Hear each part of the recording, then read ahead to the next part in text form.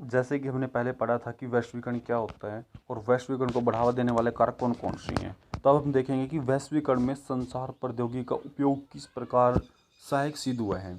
अब हम एक एग्जाम्पल लेते हैं कि लंदन के पाठक के लिए प्रकाशित एक समाचार पत्रिका की डिजाइनिंग और छपाई दिल्ली में की जानी है और पत्रिका का पाठक विषय इंटरनेट के द्वारा दिल्ली कार्यालय में भेज दिया जाता है और दिल्ली कार्यालय में डिजाइन दूरसंचार सुविधाओं का उपयोग करके लंदन कार्यालय से पत्रिका की डिजाइन के बारे में निर्देशक प्राप्त करता है कि क्या छापना है, कि जो छापा वो सही है नहीं है, ये उसका इंटरनेट के माध्यम से प्राप्त किया जाता है। डिजाइन तैयार करने का काम कंप्यूटर पर किया जाता है। छपाई के बाद पत्रिका को वायु मार्ग से लंदन भेज दिया जाता है।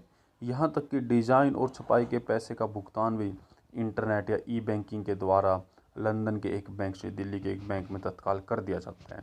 जो आपने ये पूरी कहानी सुनी है, इसमें ये बताया गया कि अगर ये सुविधाएं हुई हैं तो सारी की सारी चीज़ प्रक्रिया ऑनलाइन की गई है। तो सारा का सारा योगदान प्रौद्योगिकी में उपयोग में इस प्रकार आ जाता है कि बहुत सारी चीज़ों को हम इंटरनेट के माध्यम से आसानी से हल कर सकते हैं। जैसे इन्होंने बताया, देखिए या कुछ कह रहा है कि बहुत अच्छी पत्रिका लग रही है, लेकिन मेरी पाठ्य पुस्तिका की छपाई ऐसी क्यों नहीं है। मैं अपनी पुस्तक में बड़ी मुश्किल से शब्दों को पढ़ पाती हूँ।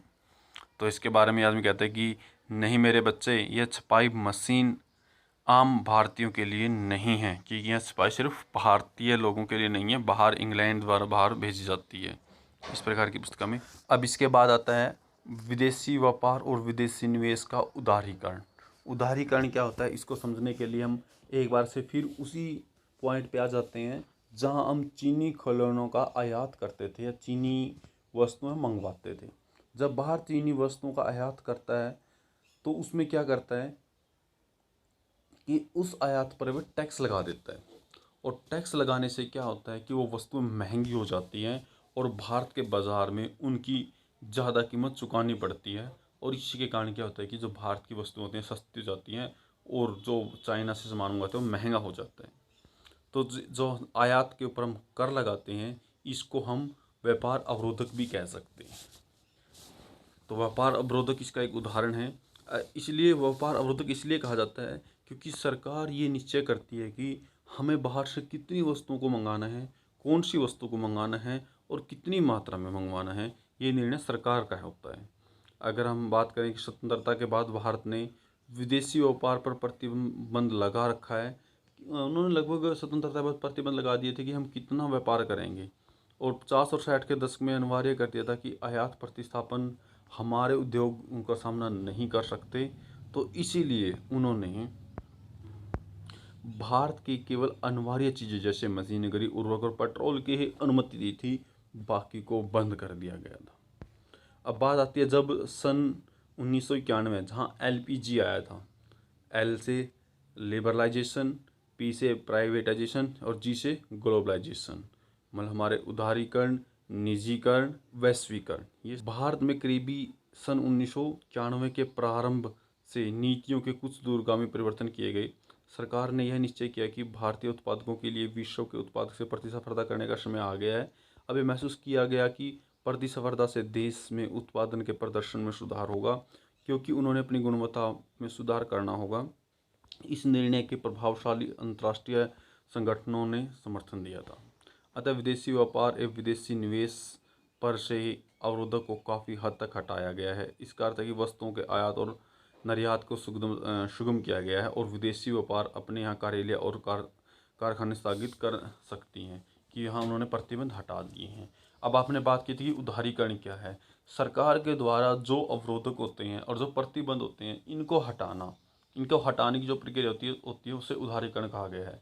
सरकार ये 1991 के अंदर लेके आई थी और डॉक्टर मनमोहन सिंह जो हमारे पीएम थे उन्होंने इसमें विशेष योगदान दिया था लेके आने में।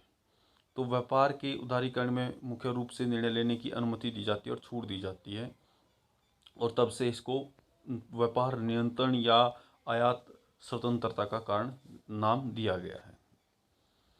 अब इसके अंदर जो क्वेश्चन है कि विदेशी व्यापार के उदारीकरण से आप क्या समझते हैं। विदेशी व्यापार के उदारीकरण से अभिप्राय है कि जो हम दूसरे देशों के साथ व्यापार करते हैं उनकी वस्तुओं के ऊपर टैक्स पर छूट करना या उसके नियंत्रण को हटाना जो उसके ऊपर टैक्स लगाया गया, ताकि वस्तुएं सस्ती रहें और उनको बढ़ावा मिलता रहे। आगे है कि आयात कर एक प्रकार का व्यापार अवरोधक है। हमने पढ़ा है कि ये एक व्यापार अवरोधक है, क्योंकि अगर हम टैक्स लगाएंगे तो महंगी हो जाएगी, और महंगी होगी तो कोई खरीदेगा नहीं, तो चीज़ें रुक जाएंगी, तो व्यापार को रोक देता है। सरकार आयात होने वाली वस्तुओं की संख्या भी सीमित कर सकती है। हाँ, हमने पढ़ा है कि सरकार ने ऊपर क्या किया था कि बहुत सारी चीज़ों को रोक दिया था, सिर्फ कुछ जैसे पेट्रोलियम जैसी कुछ चीज़ों को ही आज्ञा दी थी, बाकी चीज़ों को रोक दिया। सरकार इसे सीमित कर सकती है। इसे कोटा भी कहते हैं। कोटे का मतलब होता है कि एक चीज़ निर्धारित कर देना कि हम मात्र इतने परसेंट, ये 10%, 20%, 30% ही हम इसको ऊपर टैक्स लगाएंगे, या इसको 30% ही खरीदेंगे, इसे कहते हैं कोटा। तो उसे कोटा भी कहा जाता है। क्या आप चीनी खिलौने के उदाहरण की व्याख्या कर सकते हैं? हमने चीनी खिलौने का उदाहरण ऊपर देखा है कि चीनी खिलौने के ऊपर अगर हम टैक्स लगा देते हैं तो महंगे हो जाते हैं, और महंगे होने के बाद हम जब यहाँ लेके आते हैं तो वो और ज़्यादा महंगे होते हैं, इनको हम मार्केट के अंदर मांग नहीं होती, और वो मार्केट से बाहर हो जाते हैं, और हमारे सामान की मांग बढ़ जाती है। तो व्यापार अवरोधक के रूप में कोटा का प्रयोग कैसे किया जा सकता है कि अगर जो व्यापार पर अगर प्रतिबंध लगा दिया जाए, सरकार ने प्रतिबंध लगा दिया है कि टैक्स लगा दिया है, और टैक्स लगाने के बाद जो इफेक्ट उसके ऊपर पड़ा है, उस इफेक्ट से क्या होगा कि जो हमारा वस्तुएं थी महंगी हो गई थी, लेकिन सरकार ने एक कोटा निर्धारित कर दिया, जैसे टैक्स कितनी मात्रा में लगे। अब वहाँ एक कोटे के माध्यम से एक जो हमने निश्चित किया कि 10%, 20%, 30% वो व्यापार तुम्हारा होगा, तो उस कोटे के माध्यम से इसका प्रयोग किया जा सकता है। ये चीज़ हमने इसके अंदर पढ़ी है। विश्व व्यापार संगठन या WTO, इसके बारे में हमने 9th क्लास में ही पढ़ा था कि WTO क्या है। वर्ल्ड ट्रेड ऑर्गेनाइजेशन, इंग्लिश में इसका नाम है। हमने कुछ महत्वपूर्ण प्रभावशाली अंतर्राष्ट्रीय संगठनों में भारत को विदेशी व्यापार और विदेशी निवेश के उदारीकरण का समर्थन किया है, और इन संगठनों का मानना है कि विदेशी व्यापार और विदेशी निवेश पर सभी अवरोधक हानिकारक होते हैं। कोई अवरोधक नहीं होना चाहिए, और देश के बीच मुक्त व्यापार होना चाहिए, और विश्व के सभी देशों ने इस नीति को उदारीकरण बनाना चाहिए। मतलब जो हमारी संस्थाएं हैं, हमारे संगठन हैं, उनका मानना है कि कोई भी व्यापार के ऊपर प्रतिबंधक या अवरोधक या कोटा निर्धारित नहीं होना चाहिए, ये सब के सब मुक्त होने चाहिए।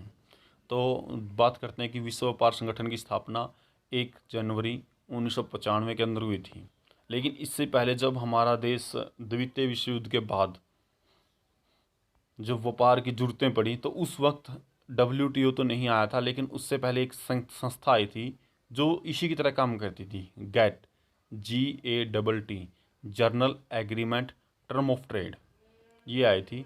ये लगातार वही काम कर रही थी जो काम आज WTO कर रहा है, लेकिन इसको किन्हीं कारणों से, कुछ खामियों की वजह से दिसंबर 1994 के अंदर इसको ख़त्म कर दिया गया था, और 1 जनवरी 1995 से WTO काम कर रहा है। इसके लगभग 164 देश हैं जो इसके सदस्य हैं, और ये काम क्या करता है कि जो बीच में दोनों देशों के बीच या हमारे अदर कंट्री के साथ जो ट्रेड होता है, उसके अंदर इसका योगदान रहता है। ये इसके माध्यम से ये चीज़ें की जाती हैं। यद्यपि विश्व व्यापार संगठन सभी देशों को मुक्त व्यापार की सुविधा देता है, परंतु व्यवहार में यह देखा गया है कि विकासशील देशों के अनुचित ढंग से व्यापार अवरोधों को बरकरार रखा गया है। दूसरी ओर विश्व व्यापार संगठन के नियम ने विकासशील देशों के व्यापार अवरोधों को हटाने के लिए विवश किया है। इसका एक कारण यह है कि कृषि उत्पादकों के व्यापार पर वर्तमान बहस है। अब हम बात करते हैं व्यापार व्यवहार पर वाद विवाद। आपने अध्याय 2 में देखा था कि भारत में अधिकांश रोजगार और सकल घरेलू उत्पाद यानी GDP का महत्वपूर्ण भाग कृषि क्षेत्र प्रदान कराता है। इसकी तुलना में विकसित देश जैसे कि अमेरिका के GDP में कृषि का हिस्सा मात्र 1% या कुल रोजगार का 0.5% है। फिर भी अमेरिका के कृषि क्षेत्र के कार्यरत इतने कम प्रतिशत लोग भी अमेरिकी सरकार से उत्पादन और दूसरे देशों को निर्यात करने के लिए बहुत अधिक धनराशि प्राप्त करते हैं। इन भारी राशियों के कारण अमेरिका किसान अपनी कृषि उत्पाद को असाधारण रूप से कम कीमत पर बेच सकते हैं। कि मतलब कृषि का योगदान 1% या 0% होने के बाद भी अमेरिका हम उसके उत्पादन का बहुत बड़ा संख्या निर्यात करता है और कम कीमत पर वस्तु बेच सकता है, जबकि इंडिया के अंदर इससे कितना प्रतिशत योगदान होने के बाद भी ऐसा नहीं हो पा रहा है। अधिशेष कृषि उत्पादों को दूसरे देश के बाजार में कम कीमत पर बेचा जाता है, क्योंकि आपको एक बात बता देते हैं कि व्यापार तब किया जाता है जब हमारे देश की पूर्ति हो जाती है उसके बाद जो हमारे पास वस्तुएं बच जाती हैं उसको कम कीमत पर दूसरे देशों को दे दिया जाता है, जो इन देशों को, कृषकों को पूरी तरह से प्रभावित करता है। यही कारण है कि विकासशील देश विकसित देशों की सरकारों से सवाल कर रहे हैं कि हमने विश्व व्यापार संगठन के नियम के अनुसार व्यापार अवरोधों को कम कर दिया है, लेकिन आप लोगों ने विश्व व्यापार के संगठनों के नियमों को नज़रअंदाज कर दिया है और अपने किसानों को भारी धनराशि देकर बरकरार रखा है। आप लोगों ने हमारी सरकारों को अपने किसानों की सहायता बंद करने को कहा है, परंतु आप स्वयं यही काम कर रहे हैं। क्या यह मुक्त और न्यायसंगत व्यापार है? मैं आपको इसके बारे में बता देता हूँ कि जो हमारे विकासशील देश हैं या जो हमारे बिल्कुल अलग विकसित देश हैं, जो हमारी लगभग गरीबी के रेखा में काम करते हैं, इनके साथ हमेशा यही व्यवहार होता है। क्योंकि जो हमारे विकसित देश हैं, जो WTO की संस्था के हेड हैं या वर्ल्ड बैंक की संस्था के हेड हैं या हमारे UNO की संस्था के हेड हैं, तो इन सब के जो हेड हैं वो सारे के सारे विकसित देश हैं और वो अपनी मर्जी के अनुसार नियमों और वहाँ के अनुशासन को चलाते हैं। जो वो चाहते हैं, वो जो उनके पास वीटो पावर है, वो वीटो पावर का इस्तेमाल करके इन चीज़ों को प्रयोग के लिए ले आते हैं। अब यहाँ पर एक वीटो पावर शब्द आया है। वीटो पावर है कि कुछ देशों को, लगभग 5 से 6 देशों को ऐसा अधिकार है कि जो वो चाहेंगे उनके नियम और उनके ही अनुशासन या उनके ही कानून होंगे। हमारे WTO संस्था के अंदर उनके नियम के अनुसार इसको पावर दी गई है, उसे वीटो पावर कहा गया है। अब हमारे सामने कुछ ब्लैंक स्पेस हैं, ये आप सब खुद करेंगे। वीडियो को रोके कॉपी के ऊपर करके मेरे पास सेंड करेंगे। अगर आपको कोई प्रॉब्लम आ रही है, कोई दिक्कत आ रही है, तो वो आप मुझे बताएंगे कि जो हमने अभी तक किया है उसमें से और इसमें से हमें कोई डाउट है, कोई प्रॉब्लम है, तो वो बताएंगे। अब हम देखते हैं भारत में वैश्वीकरण का प्रभाव, कि भारत के अंदर जो हम वैश्वीकरण किया है, कि दूसरे देशों तो व्यापार किया है, इसका हमारे देश के ऊपर क्या प्रभाव पड़ा है। अगर हम बात करें पिछले 20 वर्षों की या 30 वर्षों की, तो एक लंबी दूरी तय की है भारत ने। एक ऐसा बदलाव आया है जो पहले देखने को नहीं मिला था। इससे लोगों के जीवन पर खूब असर पड़ा है कि वैश्वीकरण और उत्पादक स्थानीय और विदेशी दोनों के बीच बड़ी प्रतिस्पर्धा से उपभोक्ताओं को, विशेष शहरी क्षेत्रों में धनी वर्ग के उपभोक्ताओं को लाभ हुआ है। मतलब कि जो ज़्यादा पैसे वाले थे या जो अमीर लोग थे उसको इसका ज़्यादा फायदा हुआ है, क्योंकि वो क्या करते हैं कि बड़े स्तर पर प्रतियोगिता, प्रतिस्पर्धा करते हैं और कंपटीशन करते हैं। कंपटीशन से उनको ज़्यादा फायदा होता है। इन उपभोक्ताओं के समक्ष पहले से अधिक विकल्प हैं और वो अब अनेक उत्पादकों की कृषि गुणवत्ता को कम कीमत में लाभान्वित कर सकते हैं। क्योंकि अब पहले मान के चलो, अगर हमारे पास किसी वस्तु का कोई दूसरा उपयोग या विकल्प नहीं है और हमारे पास वही वस्तु, तो हमें चाहे वो कैसे कितनी कीमत की हमें लेनी होगी, लेकिन अब उसी कीमत की हमारे पास और वस्तुएं भी हैं, मतलब उस वस्तु से मिलती जुलती और वस्तुएं भी हैं।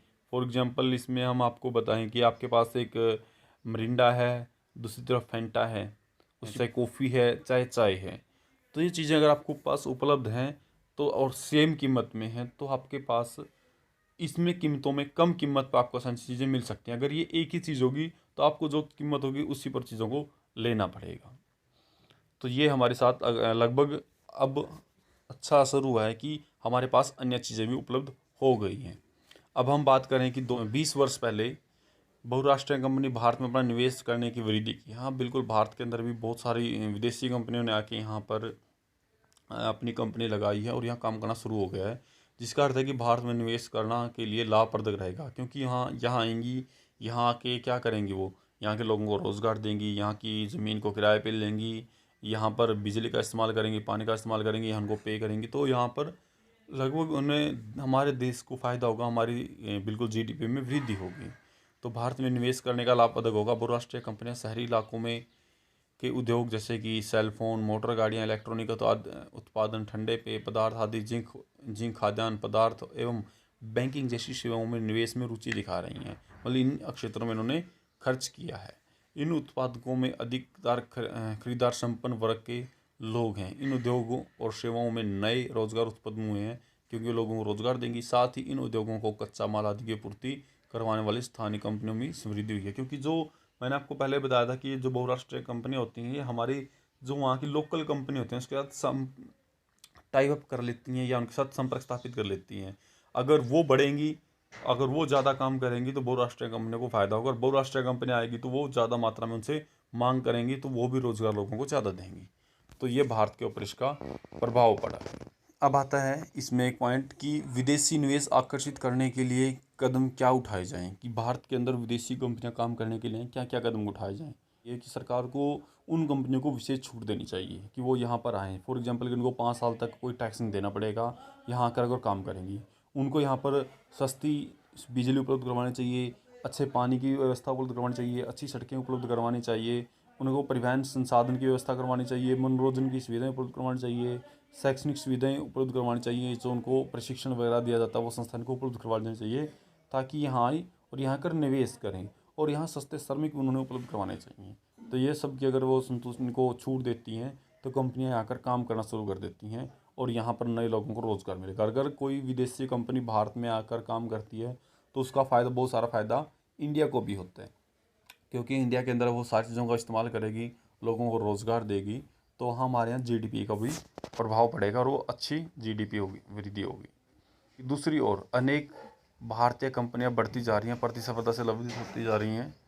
इन कंपनियों में नवीनतम प्रौद्योगिकी और उत्पादन प्रणाली में निवेश किया और अपने उत्पादक मानकों को ऊंचा उठाया है। कुछ ने विदेशी कंपनियों के साथ सफलतापूर्ण सहयोग कर लाभ अर्जित किए हैं। इनमें इनमें से भी आगे वैश्वीकरण की कुछ बड़ी भारतीय कंपनियों ने बहुराष्ट्रीय कंपनी के रूप में उभरने के योग्य बने, कि अब भारत की कुछ कंपनियां ऐसी हैं जो विदेशों के अंदर भी काम कर रही हैं, जिनमें हम बात करते हैं टाटा मोटर है, जो टाटा बेटा की है, मोटर गाड़ियाँ बनाती है। इन्फोसिस है, आईटी है। रैन बॉक्सेस है जो दवाइयों की है। एशियन पेंट की है। सुंदरम जो नट बोल्ट बनाती है। और ऐसी कुछ भारतीय कंपनियां हैं जो विश्व के अंदर अपना प्रचार कर रही हैं। ऐसी कुछ कंपनियां जो विदेशों के अंदर भी भारतीय कंपनियां बन चुकी हैं।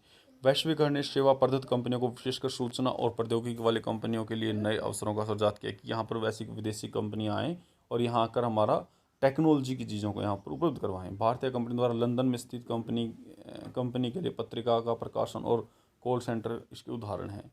इसके अतिरिक्त आंकड़ा प्रबंधन, डाटा एंट्री, लेखांकन, प्रशासनिक एडमिनिस्ट्रेटिव वर्क, इंजीनियर वर्क जैसी कई सेवा भारत जैसे देश अब सस्ते में उपलब्ध करवा रहा है, और विकसित देशों में निर्यात की जाती हैं। चीज़ें अब आसानी से कम कीमत पर उपलब्ध हो रही हैं, क्योंकि यहाँ पर विदेशी कंपनी ने आकर यहाँ पर काम करना शुरू कर दिया है।